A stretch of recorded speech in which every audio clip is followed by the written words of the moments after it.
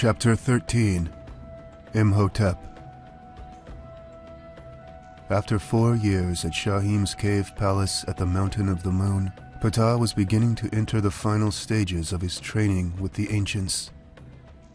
Shahim often reminded him of the fact that 30 days in the palace time zone is equivalent to 1 day in Ptah's own time period of 2010. This was a baffling reality, for each day there seemed long and difficult. Much of Ptah's training was brutal and relentless. Each period, which could last for days or weeks, was spent with only one of the ancients, or Shahim, as they took turns teaching him the ways of total combat. Some days Ptah was driven to total exhaustion until he passed out or was beaten to the ground. His training was both physical and mental, which stretched the limits of his endurance. Ptah had never been driven this hard before, but he did not complain. He had been chosen to do this, and he had given his word and commitment to Shahim and the ancients that he would either be successful or die. And so he spent day in and day out dodging arrows, fighting against treacherous assaults, building his body into a perfect fighting machine, and learning how to be a warrior priest. He had to learn to withstand the cold and dampness of the cave palace, mentally communicate and walk among dangerous animals, and scale the heights of spiritual awakening. Ptah's training with Bast didn't start until he had been at the Mountain of the Moon for at least 1 year. He had to learn to face his fears, and perhaps the most challenging aspect of the physical training was his time spent with Bast, the lion master of the ages. Ptah had to learn the secret of how animals stalk, trap, and kill their prey. He learned how to be a predator. He learned how to survive in the wild, to tap into his root animal nature, and explore his instincts for killing in ways he had never imagined. He learned the strengths and weaknesses of the lion, of how to counter an attack and survive. Bast communicated mentally with Ptah, and worked hard to bring out his strong animal instincts. On the first day that Ptah was to fight Bast, he stepped forward to face him, but when the Lion Master charged with the roar of the ages, he froze. It was a terrifying experience, one that he would never forget. Bast came within inches of swiping his head off with his powerful paws. The Lion Master told him to wake up, or the next time he would feel the full weight of his wrath. It truly took some time to get used to training with such a formidable foe. Often Ptah felt he knew Bast, that he reminded him in some strange way of Lady Dogon's black cat. He even tried to communicate this to Bast, but there was no answer. The Black Titans were equally ferocious. During the Age of the Titans, these two were supreme commanders in opposing armies. They fought terrible battles and lived in a world dominated by war. Ptah had to withstand their extreme aggression, their heavy assaults with various types of weapons, and their skill and strength in unarmed combat. He was given special herbs and secret potions, and instructed to follow a strict eating regimen. In time he became much stronger, and could fight a much bigger man in hand-to-hand combat. The Black Titan named Mansa taught him the deadly art of ground combat, vicious techniques in breaking joints, grappling, and deadly headbutts. Mansa is a strong and determined warrior who believes in justice and fair play. He is the more patient and calmer of the two titans. He even instructed Ptah on how to fight the other titan, Lambara. He drilled Ptah endlessly on toughening the body, on building a strong, fortified nature to battle against any opponent. It was almost insane learning to use every major aspect of the body as a weapon. But Ptah persevered and learned the ways of a Titan warrior. Sword fighting with Zay, the Amazon Queen, was an incredible experience. She was passionately serious, but more playful in her approach, more instructive. Zay was patient and thoughtful and enjoyed teaching Ptah. She could fight for hours, using a vast array of techniques and tactics. She taught Ptah how to successfully fight with 2 swords, and her method of using psychology and deception against opponents. She is a master strategist, and taught Ptah the art of deception. To Zay, war was a game she played to win. It was while studying the art of war with Zay that Ptah finally came to the realization that it didn't matter that they trained with weapons from ancient times. The same human qualities always applied, the same strengths and weaknesses were always present. She liked Ptah and took special care of him during his stay at the Mountain of the Moon. Training with the Black Titan, Lambara, was an extremely stressful experience. Lambara is a warrior of tremendous zeal and viciousness. During training, he pursued the young Dogon with vigor, with eagerness, with passion. At the end of each training session with Lambara, Ptah felt drained, confused, weary, and completely exhausted. He thought to himself, this is what it must be like to fight a powerful opponent who is relentless, who is in constant pursuit for hours, who will stop at nothing until he destroys you, devours you, rips you into little pieces so that nothing is left, vanished from existence. That is how Lambara fought. He was driven to be the worst nightmare in any warrior's dreams. Ptah thought even Bast would pull back after a vicious attack, but he, Lambara, would beat you to the ground, stand you up and beat you to the ground again and again. It was his way, his eternal destiny. And in life as in death, this continued, for it was in his heart to love war, to cherish war, to exist for war. Ptah's anger and fits of frustration didn't help his situation, it made it worse. It was during these episodes that he made his worst mistakes. He grew to hate and resent Lambara. Shahim, who was observing Ptah's time with the Titan, told Ptah that that was not the way of the master. Lambara instructed Ptah to sleep on the hard rock floor of a damp cave each night during the time he trained with the dreaded Titan, and it often happened that after a brutal day of training with Lambara, Ptah's sleep was disturbing. His dreams were filled with battle and war, and the image of Lambara in constant pursuit. Each day Ptah awoke to meet the Black Titan.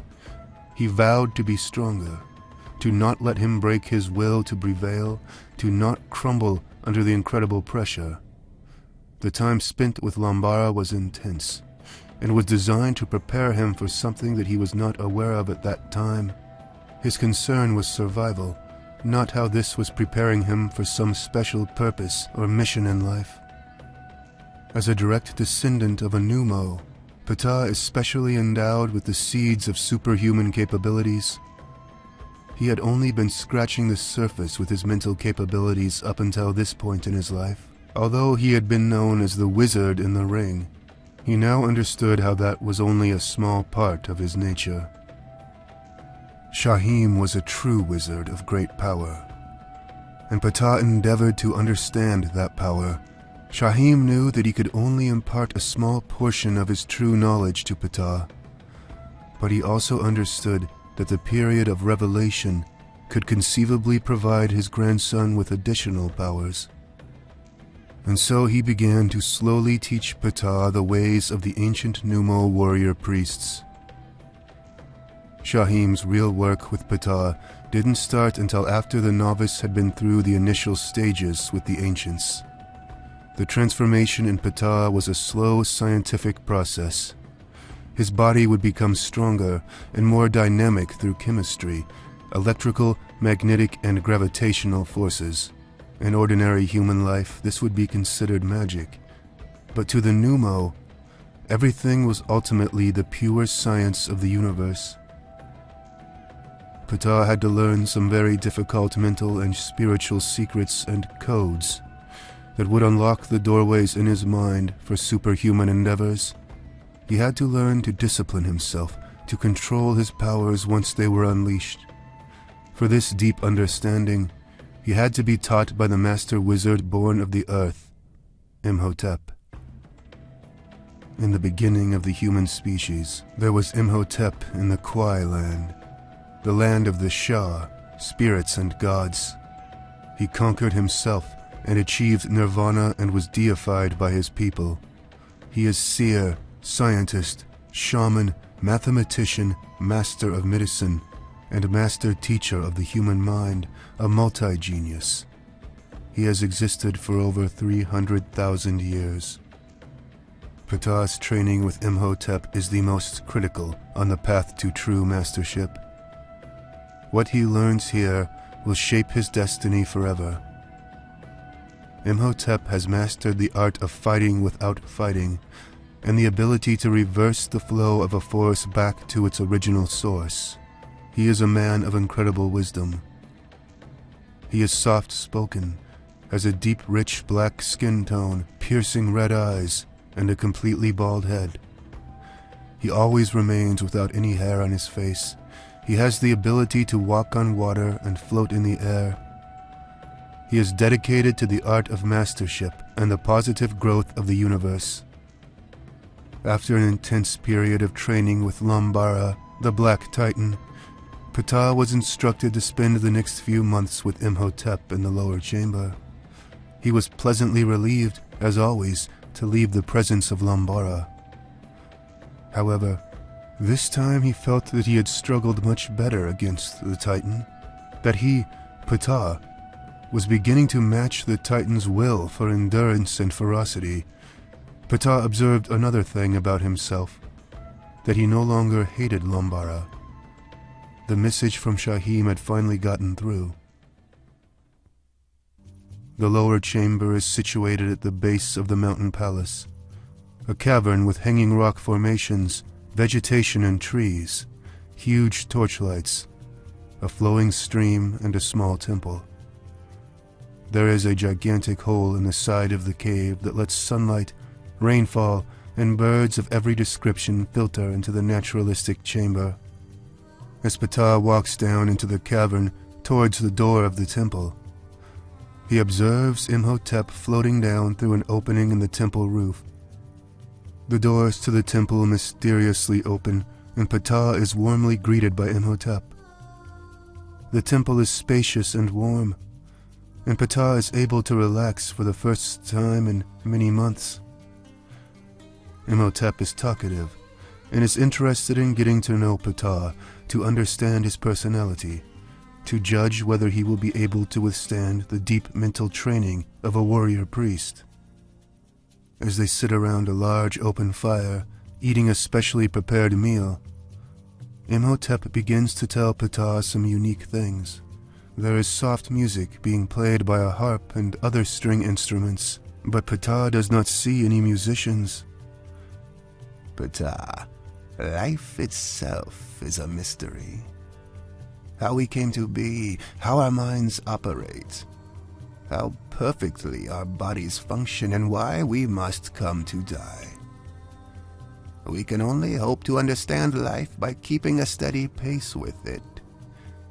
Flow. Flow on. Then the old sage laughs and points a finger to the side of his head. Float to the heavens and ring the bell of freedom. Dive to the center of the earth and unleash the latent powers. And remember, Ptah, what you cannot see is more real than what is visible. Seek to understand the whole of nature, and not simply a part of it. Ptah is listening very closely to every word spoken. He inquires, "How can I tap the true source of my inner power, Imhotep?" You must first learn to concentrate and focus your energies more passionately on the present moment, the now experience. The more you are able to do this, the greater your being will be grounded in reality. The human mind is infinite, and there are no known limits to its capacity or its ability to expand.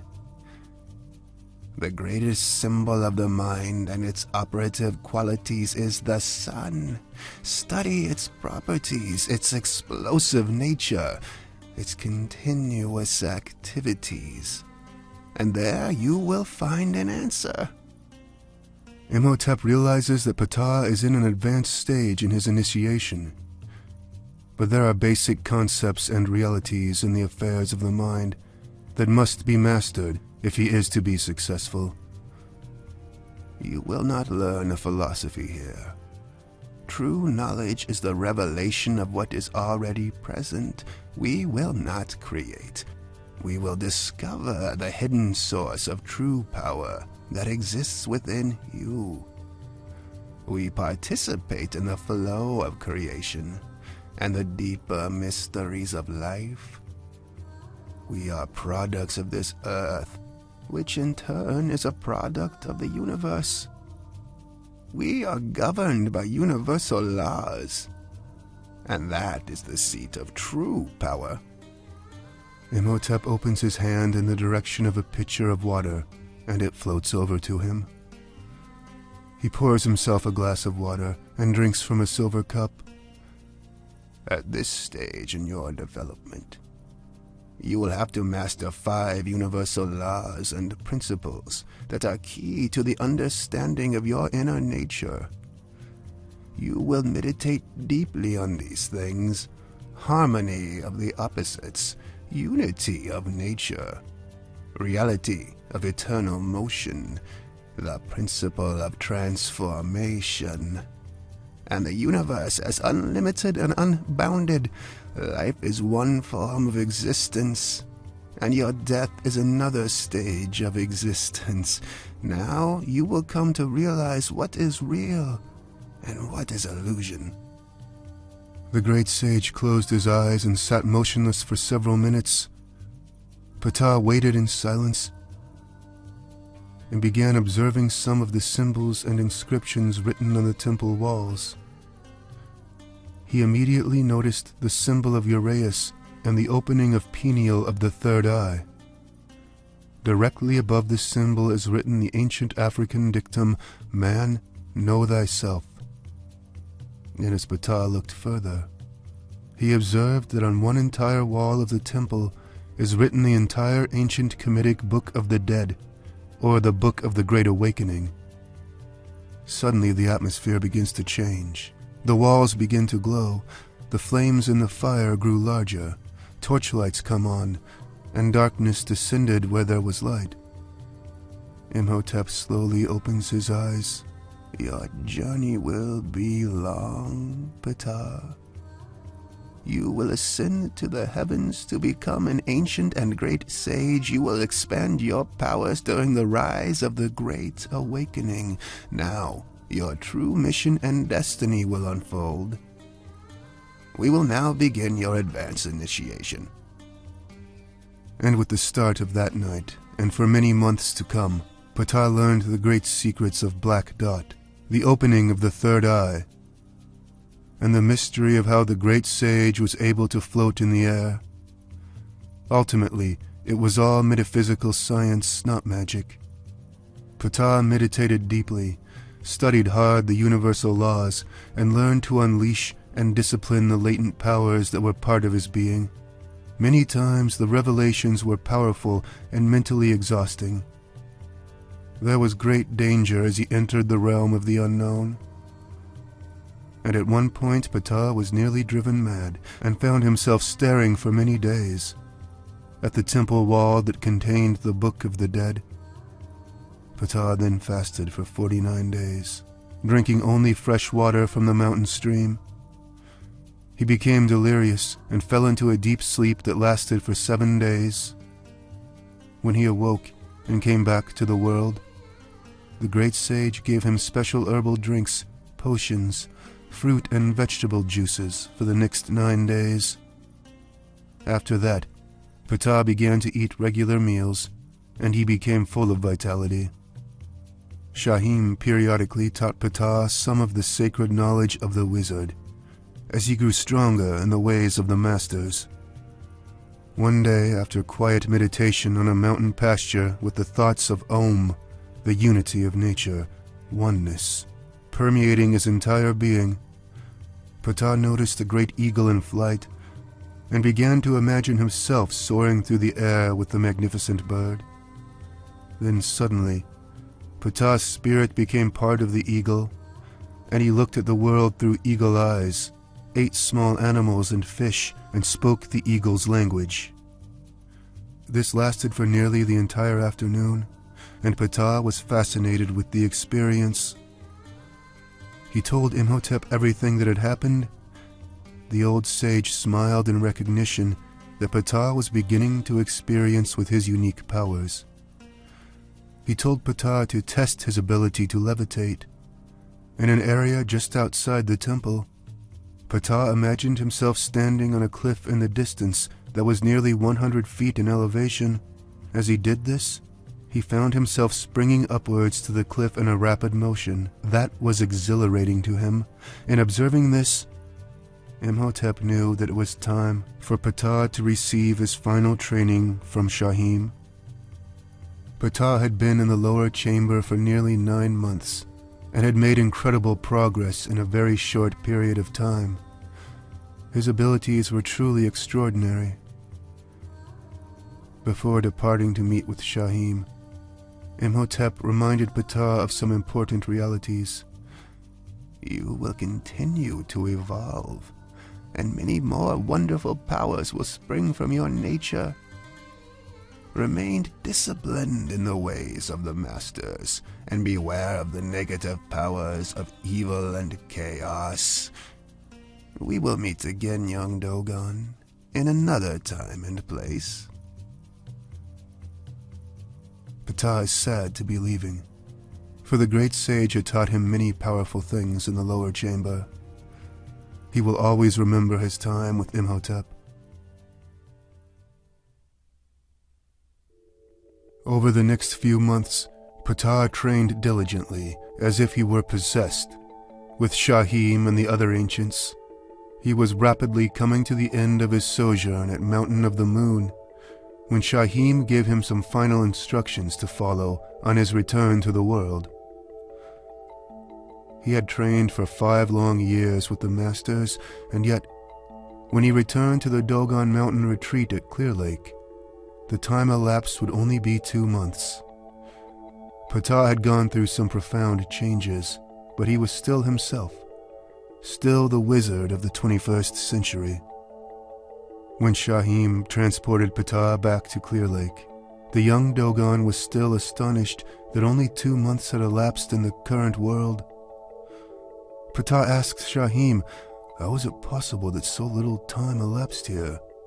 I spent 5 years at the Mountain of the Moon. There are greater mysteries than that, my grandson. I'm a time traveler, and that is the most important thing one must grow to understand, that in the final analysis, time is an illusion. Never forget your mission in this world. There are many struggles that lay ahead that will test many of the things you learned at the Mountain of the Moon. Your time spent with us was very valuable. Conquer your fears and face your destiny as I have. I will be back at the appointed time. You did well, my grandson. And you deserve to celebrate your victory with your friends and loved ones.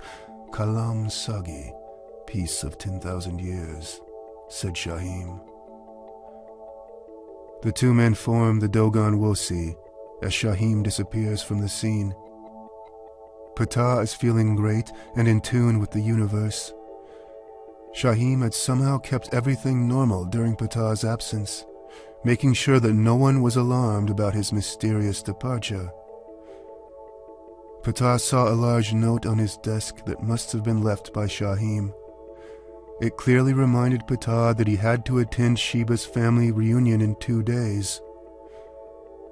A postscript on the note reads, "Be sure to celebrate and rejoice with Sheba and your friends, Ptah.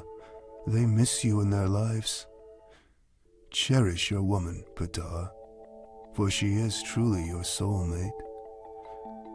You have a lot to be thankful for, my grandson." Ptah smiles and feels completely alive. At last he will get the opportunity to see Sheba. To him, it will seem like more than 5 years since he last saw her.